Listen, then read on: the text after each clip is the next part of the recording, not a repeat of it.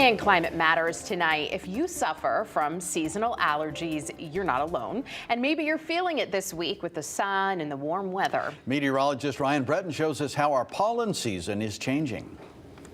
I've certainly been feeling it. I'm sure a lot of you have been too. And this time of the year is tree pollen season. The springtime is when those pollens are most common. As we get later into the spring, especially in the month of June through about midsummer, the grasses are the main allergen. And then at the end of the season, ragweed becomes a big problem, which may be why some of you go through waves of allergies as the spring and summer go on, and each type of pollen becomes more common. Now, if you were with us last night, Rachel showed you this, the average last frost dates across the state.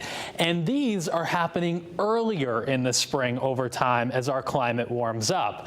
Meantime, in the fall, our first frost or first freeze tends to be happening later. You put both of those together, and the trend is for a longer growing season, which means a longer allergy season as well. In the Hartford area, it's running about 21 days longer compared to it was 50 or more years ago. And that's not just the theme here in Hartford, but take a look at the country as a whole, where you see the darker and larger green circles. Those are places where the growing season is lengthening as well. And notice where a lot of those are. They're in the eastern part of the U.S. and also out west. And a large reason for that is because the oceans tend to control our weather and climate. And the oceans are also warming. So places that tend to get into some of that air that comes in off the ocean get a warming effect as well. And that's a large reason why our allergy season seems to be lengthening here in Connecticut, and you may be feeling it longer as well.